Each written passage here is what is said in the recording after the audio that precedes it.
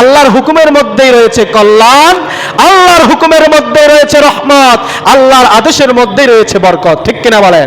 জোরে বলেন ঠিক কিনা? আমার বাবাজিরা, আল্লাহ পাক রব্বুল আলামিন এই ভূমণ্ডল পৃথিবী সৃষ্টি করলেন, মানুষদেরকে সৃষ্টি করলেন, তার সাথে মানুষদেরকে দিয়ে দিয়েছেন ইবাদত। কি দিয়েছেন?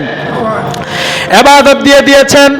তার মধ্যে অন্যতম একটি হচ্ছে নামাজ, এরপরে রোজা, এরপরে হজ, এরপরে যাকাত। আল্লাহ পাক রব্বুল আলামিন বলেন, বান্দারে আমার পক্ষ থেকে আমি যা তোমাদেরকে দিয়েছি তোমরা তা বিনা বাধায় তা গ্রহণ করে নাও। কেননা আল্লাহ পাক রব্বুল আলামিন বলেন, তোমরা যদি আমার হুকুমগুলো মানো, আমার হুকুমগুলো মেনে যদি চলতে পারো, এর মধ্যেই তোমরা বরকত পাবে, রহমত পাবে। সুবহানাল্লাহ। আল্লাহ পাক রব্বুল আলামিনের যেই হুকুমগুলোর মধ্যে কষ্ট আছে, তার মধ্যে আবার সুখও আছে। ঠিক কিনা বলেন? দুনিয়ার মধ্যে সুখ আমরা পাবো, হাসরের ময়দানে সেটা তো আমাদের জন্য রিজার্ভ করে রেখে দিয়েছেন। আল্লাহর পক্ষ থেকে যেই হুকুম, যেই আদেশ, এটা আমাদেরকে মেনে নিতে হবে। কি করতে হবে?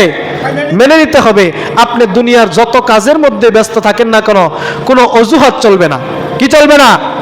অজুহাত চলবে না। নামাজের ক্ষেত্রে, বিশেষ করে কিসের ক্ষেত্রে? নামাজের ক্ষেত্রে। হুজুর সারাদিন খেতে খামারে থাকি, কষ্ট, নামাজ পড়তে পারি না, এরকম অজুহাত দিলে হবে না। হ্যাঁ, যদি আপনার সম্ভব হয় আপনি ক্ষেতের মধ্যেই গামছা একটা বিছিয়ে নামাজটা আদায় করে নেন, তারপরও আপনাকে নামাজ আদায় করতে হবে। ছাড় দেওয়া কোনো সুযোগ নাই। ঠিক একইভাবে মা বোনদের ক্ষেত্রেও, মা বোনেরা অনেক সময় বলে থাকে যে সাংসারিক বিভিন্ন কাজের মধ্যে ব্যস্ততা থাকার কারণে নামাজগুলো পড়া হয় না, তো তাদেরও কোনো সুযোগ নাই।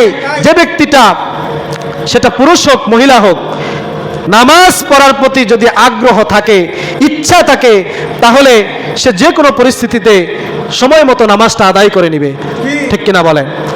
তাহলে আমার বাবাজিরা, নামাজ আদায় করবেন, নিজে আদায় করবেন, এবং কি স্ত্রীকে আদায় করার জন্য আদেশ করবেন, সন্তানদেরকে আদেশ করবেন। আল্লাহ পাক রব্বুল আলামিন যতবার কোরআনুল কারীমের মধ্যে নামাজের কথা বলেছে, আল্লাহ পাক বলেছেন নামাজ পড়ো না, শুধু নামাজ কায়েম করো। কি করো? নামাজ পড়া এক জিনিস, কায়েম করা আরেক জিনিস। নামাজ পড়া হচ্ছে আমি নিজে পড়লাম, কি করলাম? নিজে পড়লাম। আল্লাহ পাক বললেন যে নামাজ কায়েম করো, অর্থাৎ নিজেও পড়ো, আরেকজনও পড়াও।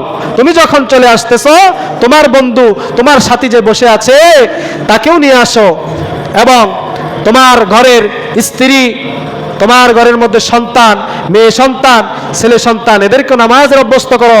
বলা হয়েছে 10 বছর বয়স থেকে এদেরকে নামাজ পড়াও, এরপরে না শুনলে তাদেরকে বেতের আঘাত করো, এরপরেও নামাজের অভ্যস্ত করো।